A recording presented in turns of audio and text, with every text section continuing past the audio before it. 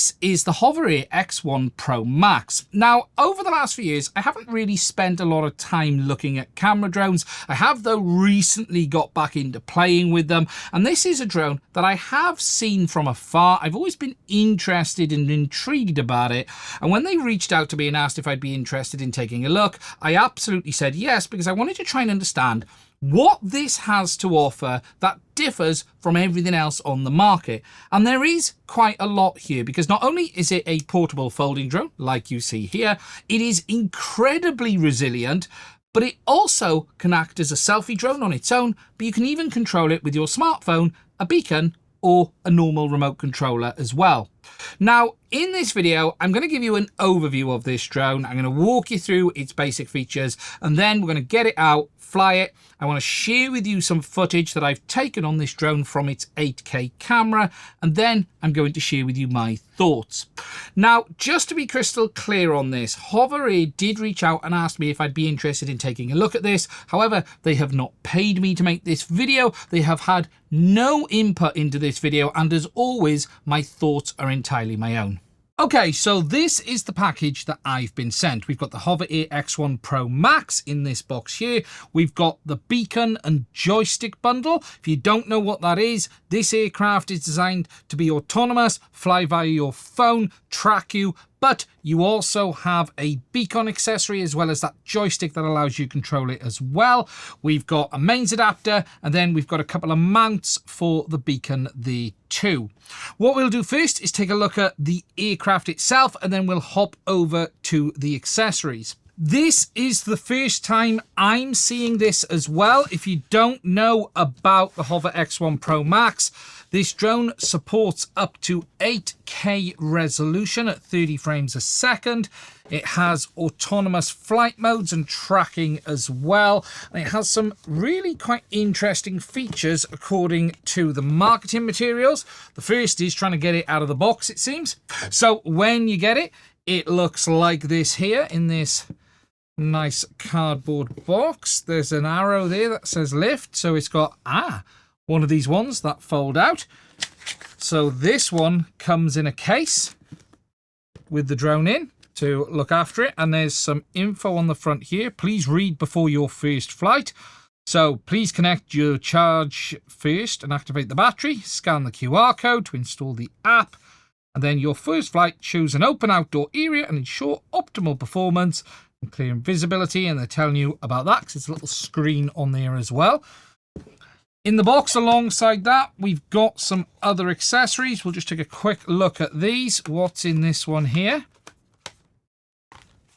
This has a bag. Okay. Not sure what that's for. Let's have a look. Is there anything else in that? No, I don't think there was. That was just... Sorry, that flicked out away. A sample of the frame for you to try and break. So this is a sample of the plastic for the aircraft itself. Okay. That's shockingly robust. We have a USB-C cable in this little box here. And then we probably have the bit I won't need, which is the instructions, because who reads instructions? Yes, it is. So we don't need that one. And then obviously we're going to want to get on and take a look at this, the main aircraft itself. We're going to tear that. Pop that over there for later, because we're going to need to read that. Then inside... Ta-ta! We have the aircraft. Now, this kit looks like it comes with 2 batteries. There is a battery charger and a battery there. So we've got a battery, which is Zero Robotics, HoverAir. That is... I can't quite read the capacity on that. I think I'll need to come back to that in a minute. My eyesight is not that good. And then... we've got the aircraft itself. So let's pop that over there to one side.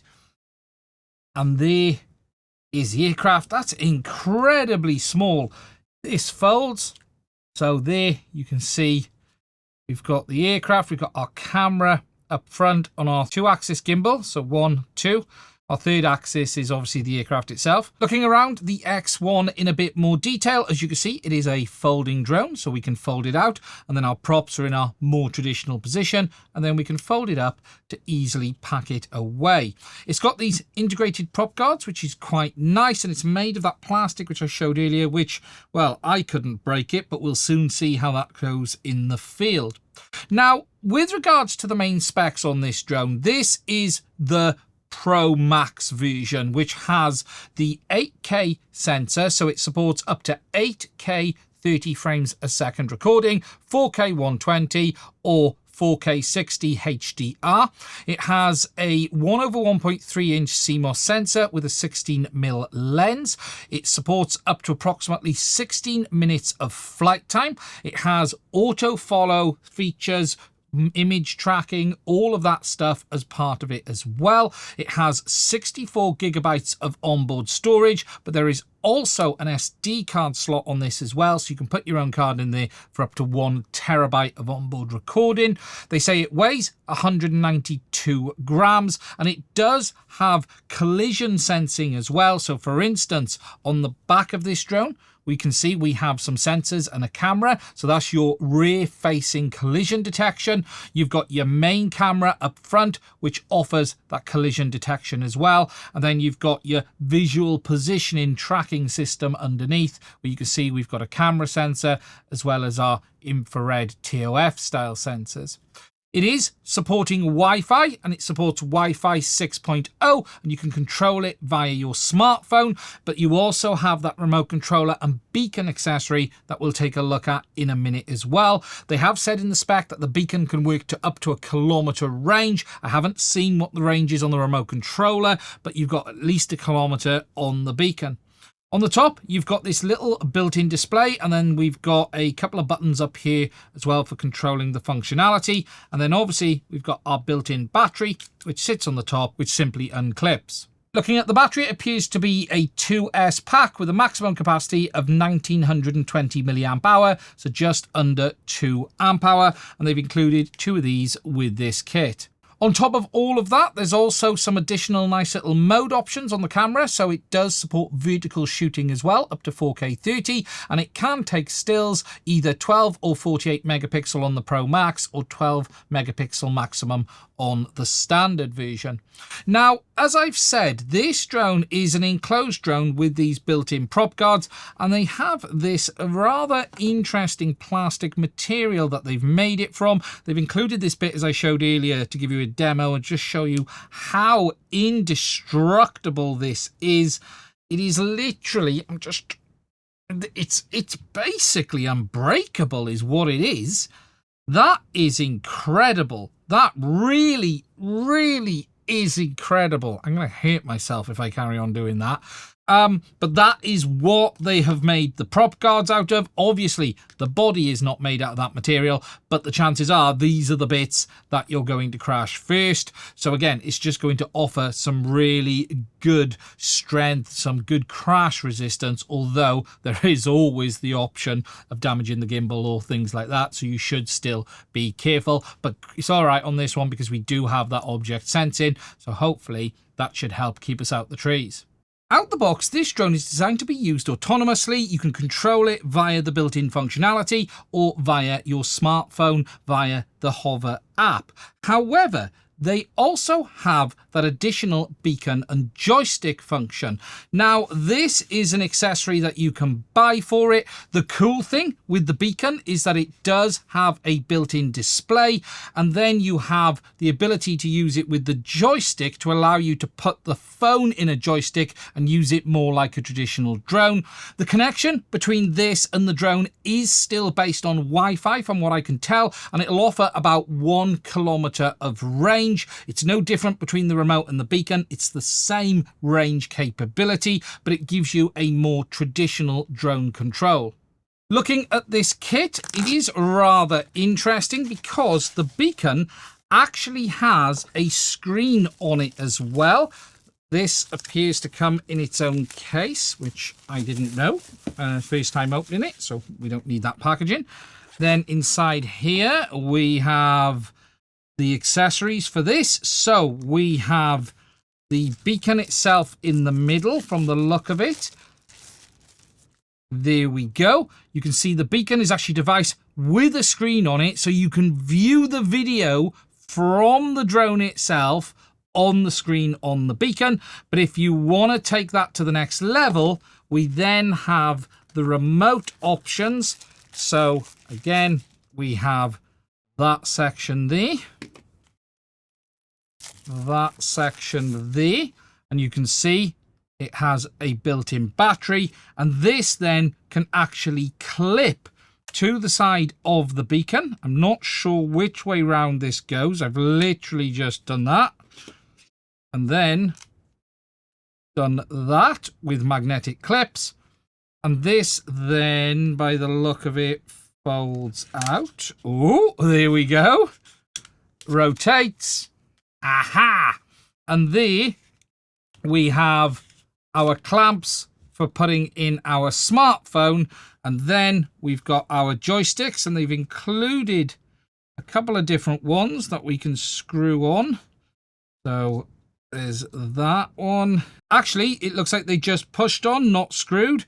So there, and then they're mounted on the top. There's actually two different styles they include. There's this smoother top version there, and this slightly more grippy pointed version there. And then on this, we've got a button up here on the corner. We've got what I guess is our gimbal slider over there. And then we've got our joysticks and some additional buttons there in the middle. But connecting this into our smartphone, they've also included some cables. So we've got USB-C to USB-C, as well as USB-C to Lightning if you're an Apple user. Looking around the beacon itself in a bit more detail, you can see we've got these pads on the top and the bottom for connecting to the joystick. You've got a power button on the side. We've got some control buttons on here as well. Little hole there for the microphone. What you will notice though is that there's no USB port for charging. However, they include this little adapter that then seems to clip onto the bottom just like that.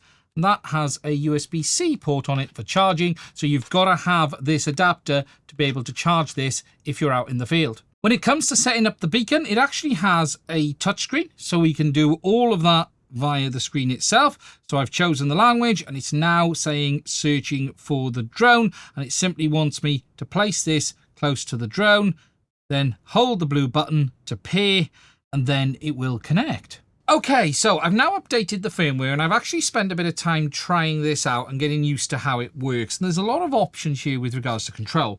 This drone uses Wi-Fi, so you can control it via your smartphone, and there are a couple of ways you can actually do this. You've got the control in smart preview mode that basically gives you a view of the drone whilst using it in the pre-programmed modes that it has.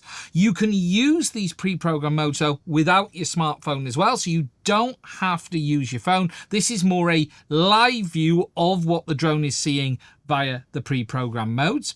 You then also have manual control option via your phone as well, so you can use your phone to control the drone manually. You've got your little joysticks on the screen that you can see there and there, and you've got full control over things like the gimbal and things like that. You then have the option of connecting it to the beacon, and the beacon offers the same thing. You can actually view it on the screen via the automated modes, or you can control the drone manually, or you can go down the road of the full manual control with the joysticks. Now, with regards to the built-in modes on this, if I just come out of this and go into the smart preview mode, we're now in the autonomous modes, and there are pre-programmed options within the drone which show up on the screen here. You've got hover, which basically it will just hover. Zoom out. Zoom out does a zoom out filming maneuver where it will sort of move out and gain altitude as well. We'll take a look at that later. Follow. Follow is basically a basic follow mode. So if you put it in follow and walk off, it will follow you. Orbit. Orbit's like a 360 rotation around you. Again, I've done a couple of these and I'll show you this later on. Spiral. Spiral is similar to orbit, but it takes it out further and further. Bird eye. Bird's eye is going up above you and looking down. Dolly track. Dolly track's quite a nice one because it will follow you whilst keeping you in view. It will track you and you can walk towards the drone and use it in dolly track. And again, I show you this one later on. Ski mode. Ski mode is again a follow mode for when you're skiing. Cycling mode. A follow mode for when you're cycling. Indoor follow. An indoor follow mode. 360 spin. And then there's a 360 spin where basically the drone will take off and just rotate in a 360 circle. Now, when you are in this mode, which is the preview mode, you do have some manual controls over it, but you can't really control the drone like a traditional drone. You can start and stop recording if you want to, and you can go into the settings menu and choose all of the options for the automated modes. So for instance, we're currently in 360 spin. Hover. If we go through Zoom out. to zoom out mode, you can see the settings are changing on the screen. So we can set things like the distance, the altitude, whether you want it to be flat, rise or lower, whether you want it to track. You've got the option to turn on and off rear collision avoidance, co-pilot options, and then you've got the direction of the camera as well as our manual joysticks. You've also then got shooting setting controls, so you can set the options for the camera. You've got your normal, your HLG, your HGR, H-log and slow motion options. You've got vertical shooting mode option available as well, so you can turn that on and the camera will go into a vertical mode, and then we can turn that off. You've got your digital zoom options, your recording frame rates, 1080p, 4K or 8K.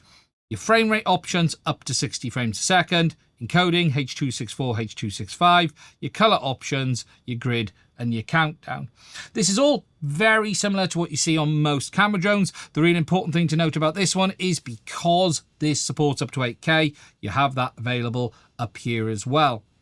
You then, though, have the manual control option, which you can use, as I showed already. So we can hop out of that, hop into manual controls, and then this gives us a lot more control over the drone, and you'd be able to control it with the buttons on the screen. You can see you're able to push them there, and you've then got a lot more control. Say you can control your gimbal, you can swap between stills and photo like you could in the other mode, and then you'll have slightly different options available under here as well, including joystick settings that you didn't have earlier. You then, though, can connect it to the beacon, and this is actually really cool because it allows you to not only see the video feed on the display, but you can control the drone from this as well. And it's really handy to allow you to mount this onto your bike, in your vehicle, or just have it in your hand whilst using it in selfie mode without having to use your phone. Again, this gives you pretty much all of the same functionality, and you can even control the drone manually on this as well. So for instance, you can see on the display here, we can start and stop recording. We've got a button over here which allows us to select the different modes that are available on the drone as well. We can pull down from the top and go into the settings. So this allows us to select options for the aircraft. So you can go into here, we can select the aircraft that we want to choose. We can scroll back. We can select whether we want to update the firmware. We've got our microphone options allowing us to record. You've got options here for your language, and then you've got all of the other options available there, and you can select that via a list or via a grid like you've seen there. And you've then got options for either the beacon or you've got options for the aircraft. So for instance, you can choose between which one you want to configure. But then if you want to go into full manual mode, you can still do that on here as well. This does support full manual control, so you can use this little joystick down here for adjusting the aircraft's position, altitude. You can select your home point as well as pause what's going on.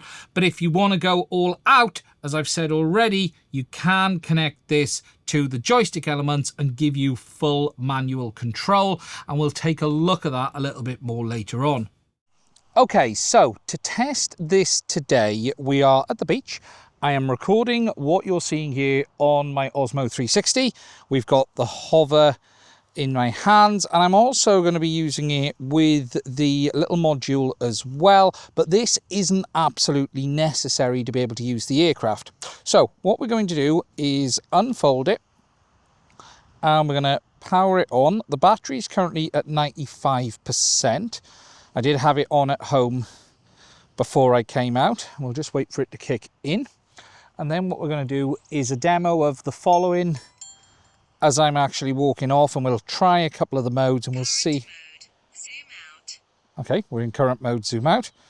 I'm just going to click reconnect on this and we'll just see if it now connects to the module. What this will do is give me a nice little view of the aircraft as well. Cool.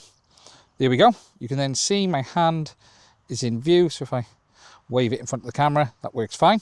So what we're going to do is I'm going to do an orbit yet. We're going to do dolly track to start. So the idea of dolly track is that it's going to be able to follow in front of me and then be able to see how it performs. So what I'm going to do is press the button, hold it out. There you go. So now you can see there it's in front of me. So what I'm going to do is start walking off and we're going to see how it performs as I walk across the beach. And then I'll do a bit of an arc to wander around. Now the nice thing with this is we can adjust the height and stuff. So if I want more altitude, I can press up on this remote, cancel, there we go. So I can put a bit more altitude on it if I want to. That way to keep the camera up out of the way. And as you can see there, it's following me quite nicely. Sun's in my eyes. So I think what we're going to do is make a beeline for this way. There we go.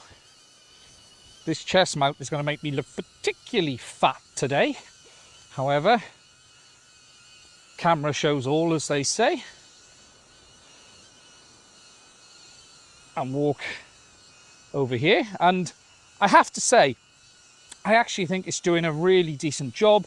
It's certainly audible, you know, small aircraft like this are not super quiet, they're going to make noise, so you do need to take that into account with anything like this you're doing. However, I have to say so far that seems to have worked fine. What we're going to do is, let's see if it decides to spin around or does it stay behind me. No, so now it's following me from behind rather than coming back around me, but I can change that if I want to. I can actually use the remote. So if I wanted that C behind me, if I stop, press that right button, and then you can actually do that and it'll now do orbits around me just like that, which is quite a nice thing to be able to do. And we can do that whilst walking actually. So we can do the orbits. Let's see how it performs. Is it going to walk into me? Oh, I was getting closer to it then, so it didn't really know how to deal with it. So now it's come back in front. And what I'm going to do is make a beeline this way. Oh, try not to trip over the puddles. There we go. Oh, the sun is there as well, so it's going to move around a little bit. It's trying to get me back in view. But overall, that seems to be working quite well. Let's have a look at how it looks with that sun directly in view. Pretty good. Next, we're going to test the zoom out function. So it's currently set to 15 meters and high. So let's see how that behaves. We're going to pop it there. So it's going to lock onto me, which it should have done. And then it's going to do that slow pull out. So it gives you that zoom out shot, which has become popular over the last few years. Only set to 15 on this one. You can set this up to 30 meters in the menu, and then it's going to bring itself back in. So basically it's just doing a zoom out and zoom straight back in towards me. Next, we're going to try the orbit. Now I have set this to 10 meters and high. So what should happen here is it'll take off, it'll move out to 10 meters, at a higher angle, and then it should do an orbit around me at that distance. Now, you also have the option to do tracking with this as well. So there is a tracking option that will allow the aircraft to track you, so you'll be able to walk an orbit as well, which was a nice little function. So there you can see it's doing the full rotation all the way around. And then what it should do is one full rotation, and then it'll bring itself back into me. Getting there. There we go. And then should start now coming back in. There we are.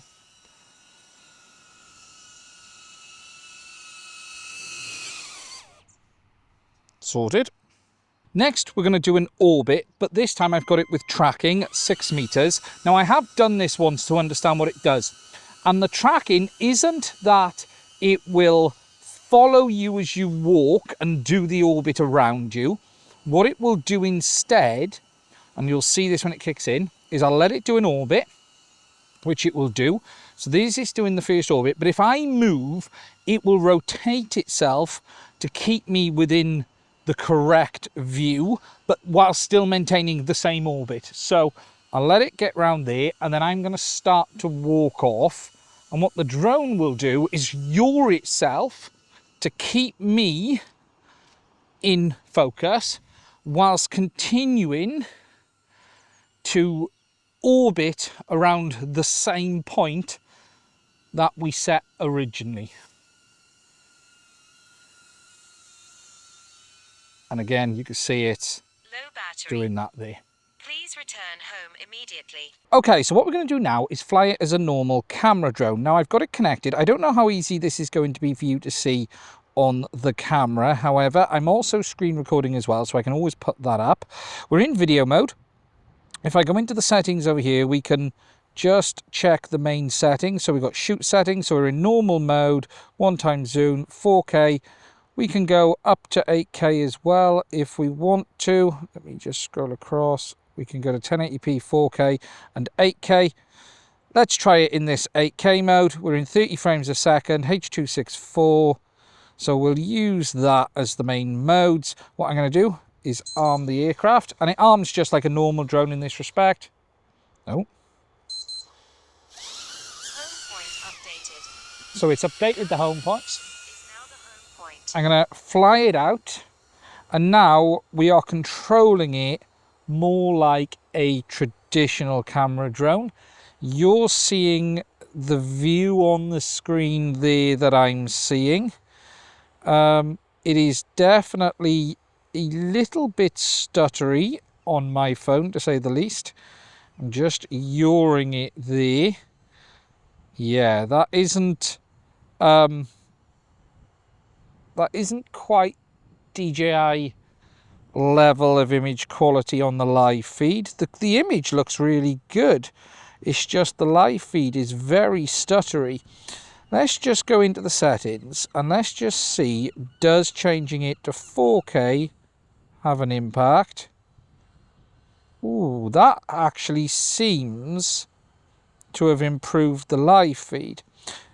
Okay, let's go back to 8K.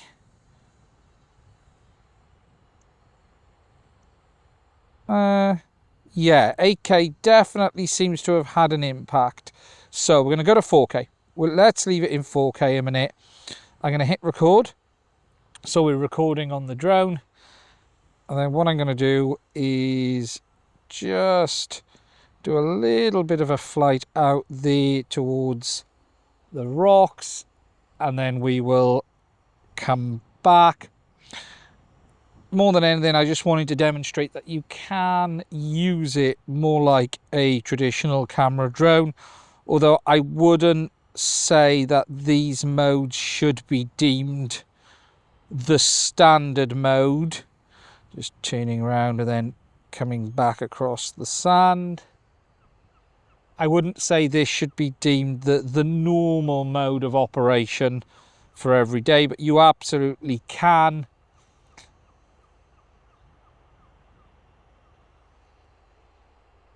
just recording there. It's quite sensitive on the sticks. That is something I am noticing.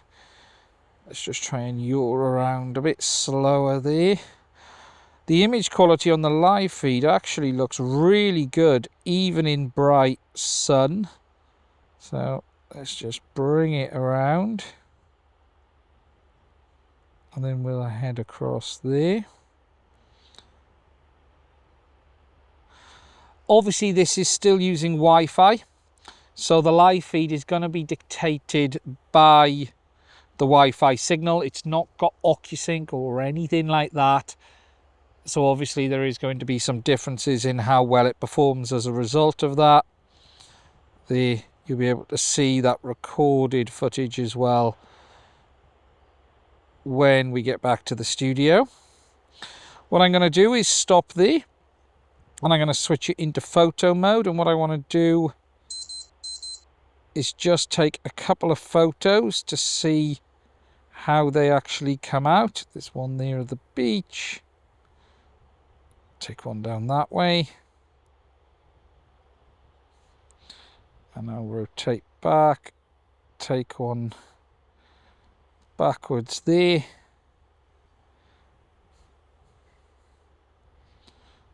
And then we'll have a look at what these look like back at the studio.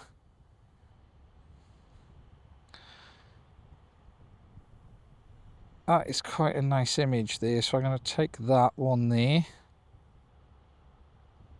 Here we go. Okay, let's hop back into video. I'm going to now put it into the 8K mode because I just want to do some recording in this 8K mode just to show you what it actually looks like. So I'm just going to keep the drone still there a minute, looking out to the water whilst we're recording. And then let's bring it back around. The live feed is dramatically... Oh, we lost signal there a minute. The live feed definitely is worse in the 8K mode. There's no question about that.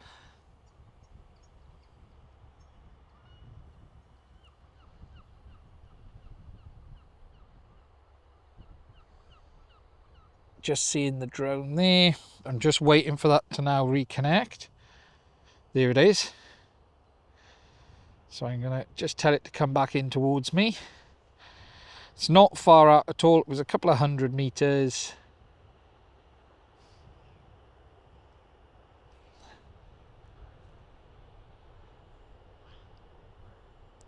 Just going to adjust it so it comes across. There it is. It's coming in now, basically straight in front of me. So I'm just going to go down past the rocks.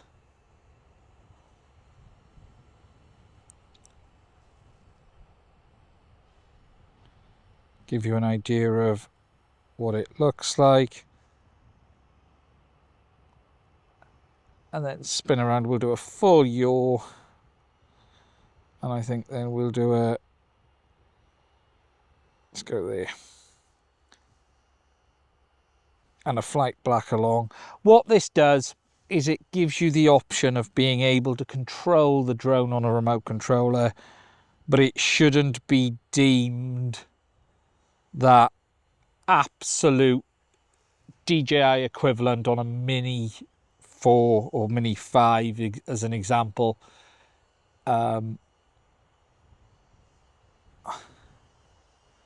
More than anything, it's the ability for it to be able to be used with a remote. There, our battery on my device is down to 15%, so that's okay. We're going to bring it back around over to there. And back in front of us.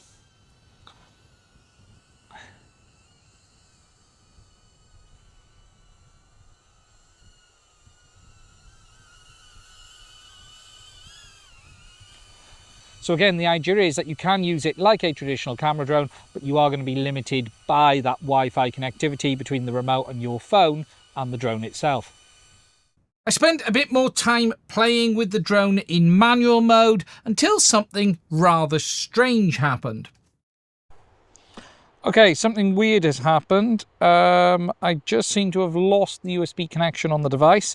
What's quite cool is it's still showing up on the screen on here, but I've lost it between my phone. I don't know why, my battery's down to 15%, but we should be okay. But we've got no USB connection at all, which is a little bit odd. Okay, so now we're into uncharted territory because we're waiting to see, does the return to home kick in? At this second in time, I just don't know.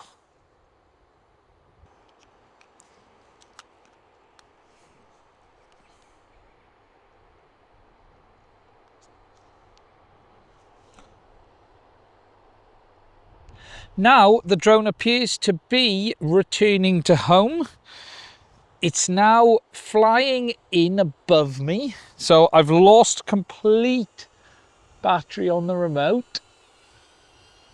And now, here it is. Now I don't know how much you're going to see this. I'm wearing the camera. It's coming in.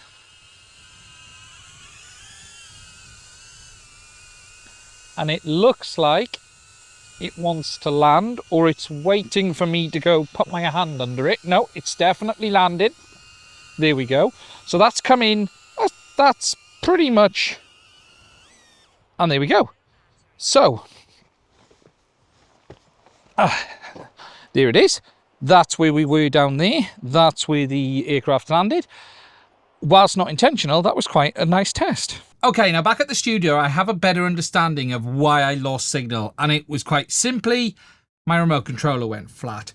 There is a bit of a quirk to the remote controller with regards to charging, because you have to charge the beacon module itself, and unfortunately there's no USB port on this, so as I showed you earlier, you need to charge it with that special adapter. However, there is also batteries in the remote, and that is charged via USB-C here. I thought I'd actually charge that, and if you look back at the footage, you will see these LEDs down here are actually flashing in the footage, and what happened was my remote went flat. Now, I have found that it wouldn't charge properly for me in the field. I ended up bringing it back here, plugging it in here, and it did then actually charge the remote, and it will charge the screen as well. But it is a bit quirky in the sense of you got to make sure not only the module is charged, but the joysticks are actually charged as well. Before I share with you my thoughts, I just want to show you a bit of footage that I recorded on this drone down the beach in manual mode, treating it like a normal camera drone. It was mostly recorded in 8K, just to give you an idea of what it can do.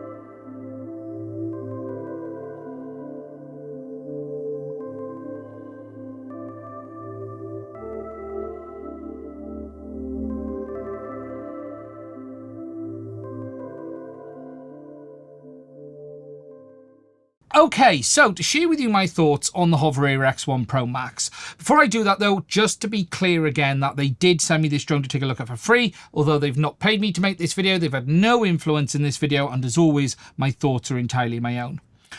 I actually really like this for what its intended use case is. This isn't an out-and-out camera drone that you're going to be flying 2, 3, 4 miles. This is a close quarters selfie tracking drone. It can absolutely be used as a camera drone, and it actually captures really nice footage, especially in that 8K mode. You might have some fun trying to edit that, I will warn you now, because even my machine struggled a little bit. However, in 4K, it still looks very, very good.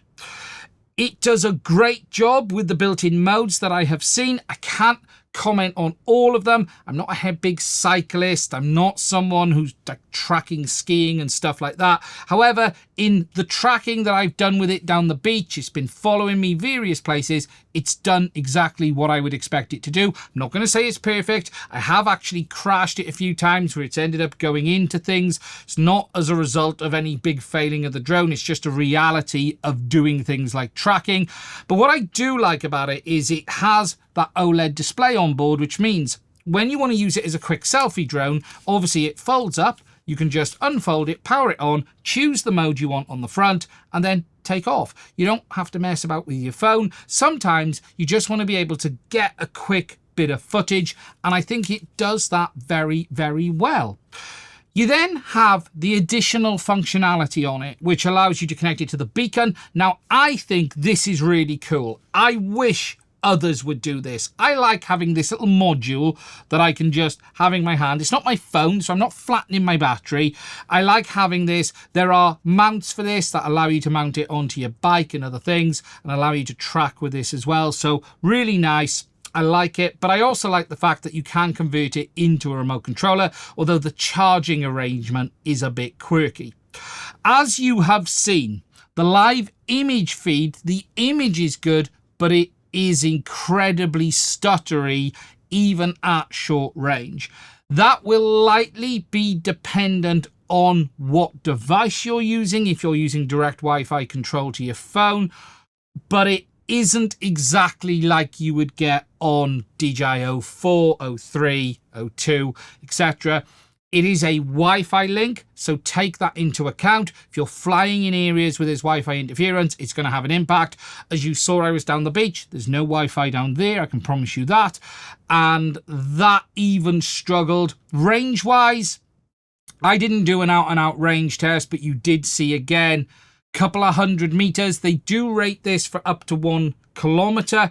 I'm not going to question that specification, but I haven't seen that myself. I would say that's maximum range, not what you would expect every day. And what I would set your expectations on the control side of it at is a few 100 meters. Think about this is a drone that's going to be around you, but that doesn't mean you can't take it and use it to get some nice footage like I showed you at the latter part of the video. With regards to its features, that 8K camera actually really does look very good. I'm impressed considering how small it is. Good enough. Absolutely fine. With regards to battery life, I'm seeing around 12 to 13 minutes on average. Manufacturer states up to 16 minutes, so I think that's pretty good considering. It will depend if you're doing one long flight where I got closer to 13 minutes, or you're doing start-stop flights where you might find you actually get a bit more when you combine them all together. I have crashed this drone several times, and I have to say these plastics are incredibly strong. Just to give you an idea, you can literally hit this thing, twist, bend this. It is fine. I'm not going to say it isn't damageable, but it is incredibly strong. Even the gimbal has done well, although I did have one mishap where I managed to take a little bit of a chunk out of the OLED display. It's working fine, just the glass on the top, but I did manage to damage that. There are a few scratches on the top of the drone where I have crashed it in my testing, but other than that, it is held up well. I like the fact that you can just fold it away like that as well. Also, I just want to mention the onboard storage. I haven't even been using an SD card in this one. Everything I've recorded has gone straight onto the onboard storage. I haven't filled it up yet. So again, a nice other little feature. Overall, I have to say, if you're looking for a folding selfie style drone that is designed to be kept at close quarters, I think it does that better than any of the other camera drones that I have used. Whilst things like the Neo have some of this functionality, you can control them manually, but honestly, that screen makes all of the difference. It allows you to see what's going on with regards to the mode selection, and I think they've just done the selfie style drone better than I have seen from anyone else. If you're interested in getting one, there will be a link to it in the description. Price wise, it's available for £639 in the UK on its own, and then you have the additional accessories available as well. The beacon is £129, and then you've got other accessories such as the power case. Smart batteries are £69 each. You've got additional prop guard repair kits available for it as well. And whilst it's not the cheapest drone out there, it certainly is one that has some interesting capabilities, as you can see here from the specifications. And as I have seen so far, I'm really quite impressed with how some of this functionality works. So in the end, that is it from me on this one. If you're interested in getting it, there will be a link down below. I want to say a big thank you to HoverAir for sending this one over. Finally, I want to say if you like what you've seen, please do consider supporting the channel by checking out the links to my Patreon as well as buy me a coffee. And don't forget to subscribe as well. If you have any questions, pop them down below. Look after yourselves, stay safe, and I will speak to you soon.